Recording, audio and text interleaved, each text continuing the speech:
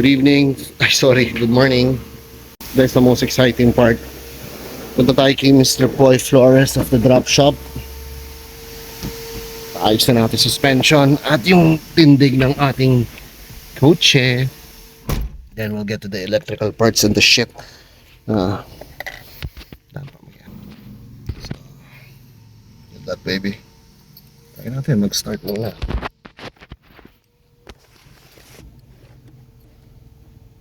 POV. Set. Neutral. Wow, parang Christmas. Alright, off the GTI, papunta sa shop ni Poy Flores, which is called the Drop Shop, located in Las Piñas. If you want to go there and know, hanapin niyo si Poy, look for him sa Facebook. He's a very nice guy, very humble guy, tahimik, mahiyain, introvert. Nung paalam niya ako, sabi ko, isushoot ko at lalabas ko ito sa aking video, hindi siya sumagot. Ang weird. Anyways, okay siya, kilala siya sa community because, alam mo, ang galing nito magbaba. He makes his own system. Tawag ko nga sana Poil Overs kaso ayaw niya. Ang weird niya. Also, he's, I think, the godfather ng Dope Boys. Na-feature na ako niyan. Panoorin nyo naman kasi. Pero good guys yan, mga kaibigan yan. So, tingnan natin ano mangyayari sa GTI pagkatapos hawakan ni Mr. Poy Flores. Thanks, bro. Nga mga Dope Boys. Gen 1 ng Dope Boys. Guys, yung audio ko medyo na-weird lang kayo. Gumagamit kasi ako ng aparato. Wow, aparato. Improving lang. Yun lang. Punta na yung GTI. So, let's check it out. Guys, record lang ako ha. Actually, punta na tayong drop shop. Yung kotse may mga lagotok. Mukhang maluwag na yung lug nuts ko sa front.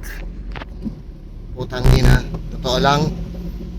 Isang exciting part na lang ng pagbobuo ng project is getting from one point to another. Putang ina. Ka-nervyos. Pero masaya pag nakarating kang buhay. Pero putang ina. Putang ina lang. Kabang-kabado. Sinera ko lang. Ayun o. Crazy 4 doors. Putang ina na. Pasok na tayo drop shop. Kasama ang ating drop car. Ito top secret na totoo lang. Those who know Poy, alam siya puntahan. Yun lang. Medyo may challenge ng konti. Pero yun ang sikreto diba? Para makapunta ka sa ginto, madaming adventures. Ngayon ako mag-video, putang ina. Hayop ang mga kumakatok. So nakarating na tayo sa drop shop. This is in Las Piñas. You need to contact Poy for you to know the exact location. That dude, si Rodion, siya yung assist sa atin. Wala pa si Sir Poy ng oras na yan. So you can see the Lancer. Mababa siya pero tabingi, mali-mali, patay yung shocks. So Poy will be the one rebuilding it. Entrance para sa secret drop shop. The irony is, if you can survive going inside, then you can drop the car sa sobrang baba. Diba?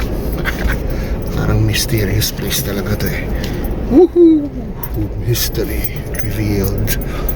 Ayan. So, yung kanyang Lancer. Natin si Poy Flores.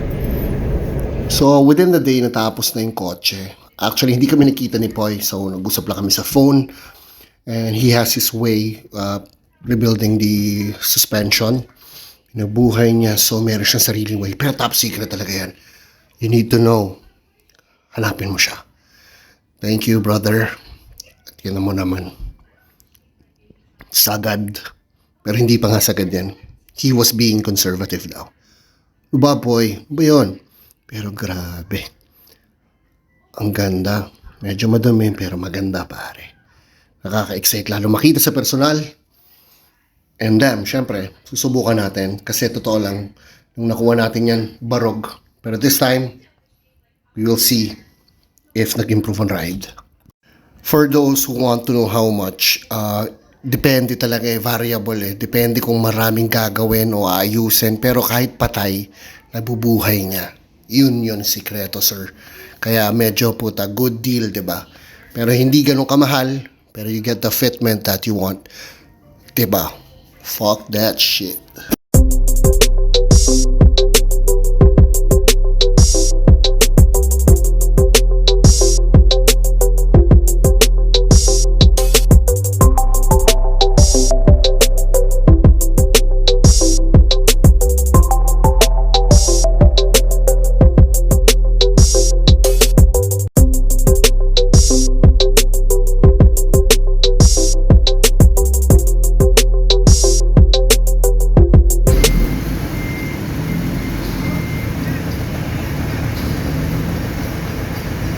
Bagas?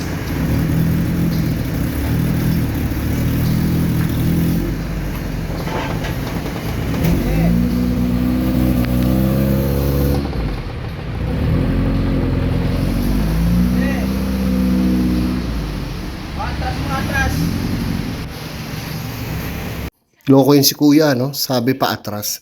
Pagkatapos tayo paabantihin at tumama yung fender sa mags. Anyways, that's lowered life. So, after Kilapoy, pumunta tayo sa Milas Piñas to have the electrical checked out. Kasi pending, it is important, syempre, na maayos yung alternator, pati mga wiring magulo eh. Kasi hindi natin kabisado. So, we gotta check at D1. And they're good naman. So, preemptive, check lang muna, then they'll be back next day. Okay mga bros. Gusto tayo kay Poy. So pinapareview niya sa akin yung drive, yung feeling. Ang ganda ng front suspension, though may issue sa kanan dahil yung fender, nagsa-fender rub eh. Hold on. Okay, anyways guys, so yun nga. Nagpa tayo. Coilover conversion kay Mr. Poy Flores.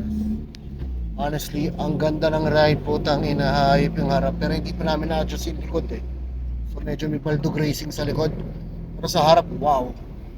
Yun nga, as I've informed you, meron lang konting rubbing issue sa right eh. So yung fender roll ko bumalik. So sumasabit. Pero puta hayop ang suspension. Good job, motherfucker. Ang ganda sir. Good job pare. Lupit. Love it. Yun lang, sige. Sa muli. Also add ko lang yung baba niya. Puta baba, ganda tingnan, ganda ng fitment. Pero walang sayad, my god. Walang mental issues, pare. So, fun times. Lang, uy, naramdaman ko yung puwet po, wala ipay. Siguro dahil sa rear suspension. Anyways, yun lang. Yun, likod. I think we have to fucking get it fixed. Bye muna. So, we're actually right now magpapayos tayong electrical cause everything is fucked up. Budget ng DPWH ngayong taon para sa flood control management. Kuya, isang wire na. Ayan. Sobrang gulo. Yun nga yung gusto kong ano, kaya kahapon pinaano ko na wag nating ano dahil baka mabaliw naman tayo. Tap lang. Ayan guys, kita nyo naman ang gulo ng wiring. As in like puta spaghetti, octopus, lahat nandyan. Kasi syempre, hindi natin alam ano gusto ginawa ng previous owner. Nagkabit ng ganyan, ng ganito, accessories. Kaya importante na ma-sort out may electrical. It cost me around 4,000 para ma-rewire. Yung ilaw lang, lahat ng ilaw, hazard, signal lights, pinayos ko na. And the alternator is healthy, so goods naman. Ito makita nyo naman, yung fender, fender roll natin, DIY. Kasi nga may sabit. Yan. So, destroy it yourself. It's the only way to go. Pero may konting alaga, konting kiss. Pero nagkaroon ng konting tama talaga dahil sa rubbing issues.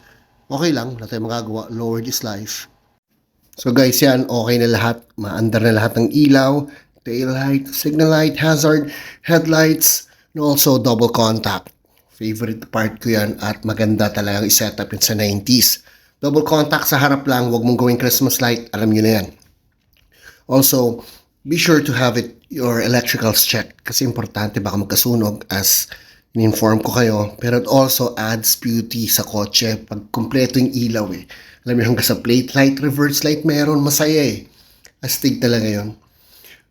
Also, what do you guys think about the back? Lagyan ba natin ng wing o wingless? Depende, no? Pero let me know kung trip nyo merong wing o wala. Also, I would like to thank everyone who comments and shares and subscribes to the channel because it keeps me going. Thank you. Dahil tayo lahat ay kailangan natin ng project, kailangan natin inspirasyon. And you guys have been inspiring me to do these videos and I'd like to thank you. Right, so naging dramatic tayo. Let's go back to the vlog. Hope you guys are enjoying at naririnig nyo itong message ko.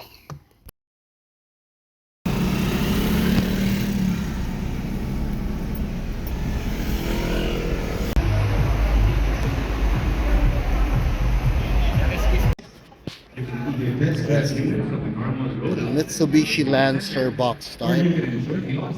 GT to sigurado ako. 4-wheel disc brake. Saturn ba tong engine na to? If I'm not mistaken. Wow, it's so nice. I can correct that. So beautiful.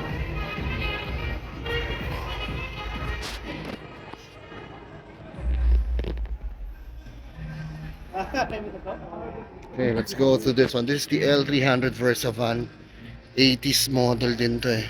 Pero may nagkaroon din mas model. Nagkaroon kaming ganito. Usually gas to.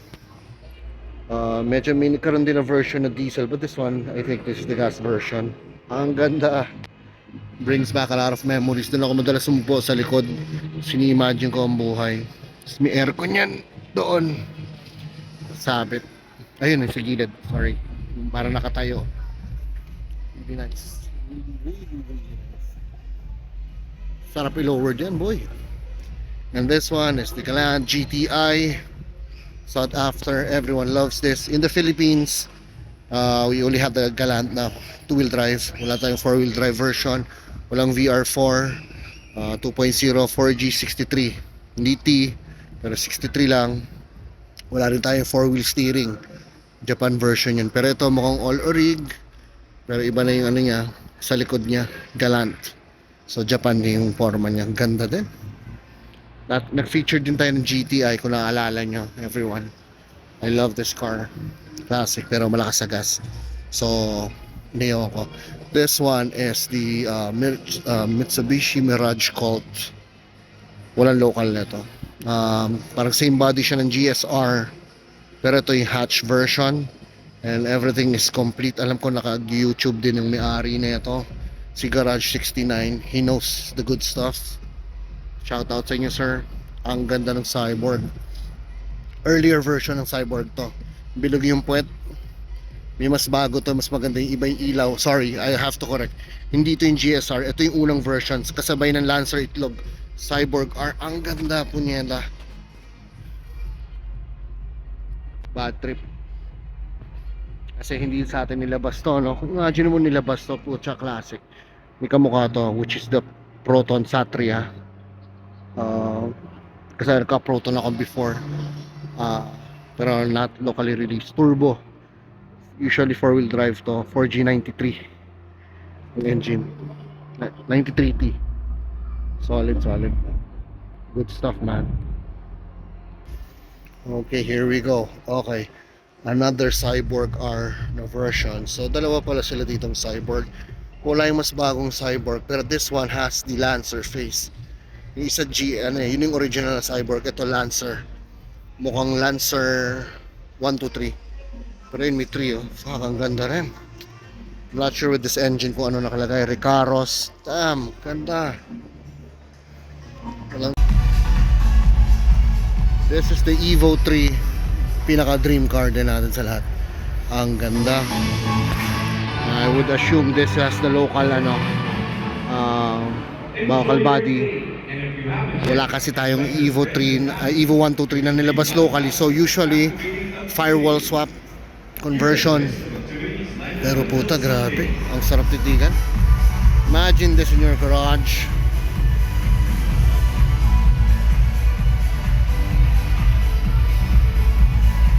Okay, next we have the L200. Ganda rin na ito. Though may gas-gas sa salamin. Siguro hindi na maiwasan. Very reliable. Mukhang all stock. Ang ganda. workhorse din. Pati yung color niya very rare. Wala ka na makikitang L200 sa Pilipinas na kasing kinis na ito. Wow, shout out sa may-ari. Good job. And a beautiful Pajero Fieldmaster. Yes, Fieldmaster. Nag-feature din tayo nito before. But this one is in red with Rally Art Max. Ang ganda, grabe. Wala akong masabi, sobrang sariwa pare. Sa 99.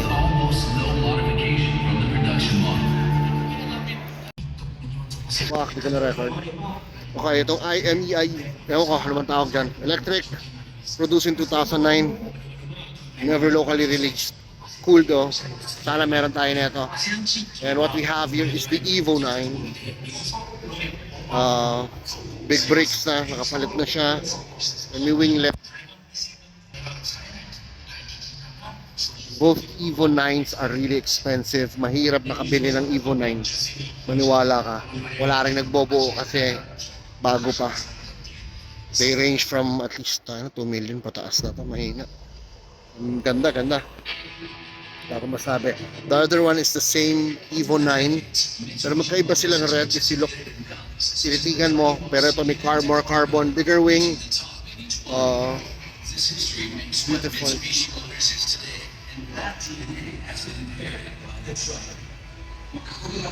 Parehong wild, but they have the same face, everything. Evo 9. Tommy Makinen, bihira to in silver, so beautiful, very rare.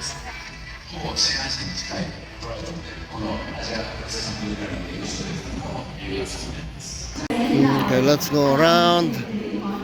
And what we have here is the Mitsubishi Starion. Very rare here on Starion. Sobrang, I don't know, usually imported to. Nalimutan ko pa engine na I'll check. Pero ito yung pop-up nila. Hindi to pumatok sa Philippines kasi wala sa gas. Pero ang ganda to see one. It's very rare here. I think it's very rare everywhere. Meron pang Cordia, which is a Popeye, feeling ko Australian version. Wala sila dito. Though ito, Pajero. Pajero. Wow. Ang ganda makita, no? Buo sila ulit. Sariwang sariwa. It's really cool. Ito masarap magkaroon nito. Usually gas, diesel. Pero diesel mas matagal buhay. Yung Starion, ang ganda. Sobrang rare. Sa 1986. And this is na 1985. First gen. Dito nagkaroon sa Philippines ng Pajero and the Colt Mirage. Beautiful. Ito yung may parang VTEC, may shifter siya eh. Though hindi natin pwedeng lapitan. Pero meron siya. Pag nagkaroon tayong time, we will feature it. But it's a nice Colt na. Pero sana nilagyan natin na ng mugs na dinarap. Signature lighting for the headlights and taillights. L300s man. Meron din tayo niyan.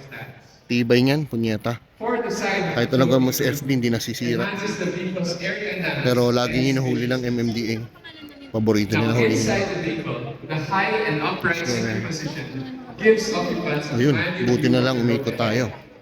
Kasi meron pang magandang kotse. Maximizes the vehicle's footprint with a wide and roomy cabin with special attention given to rear seat comfort. Dodge Colt. Maganda na ito yung 2-door. May na-sighting ako dati yan. Mahirap na maghanap na ito. Beautiful in 4-door as well.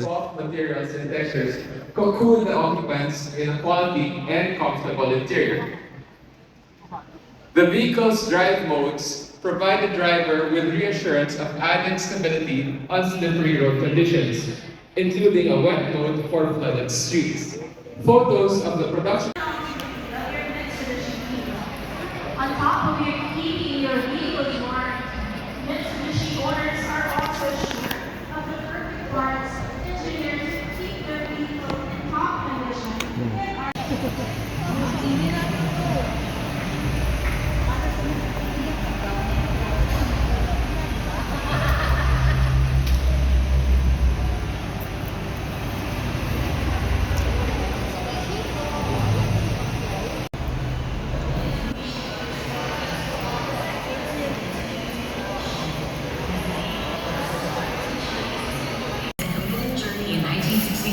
Bought some goodies, man. Iconic and beloved part of Model lang. Filipino comedy.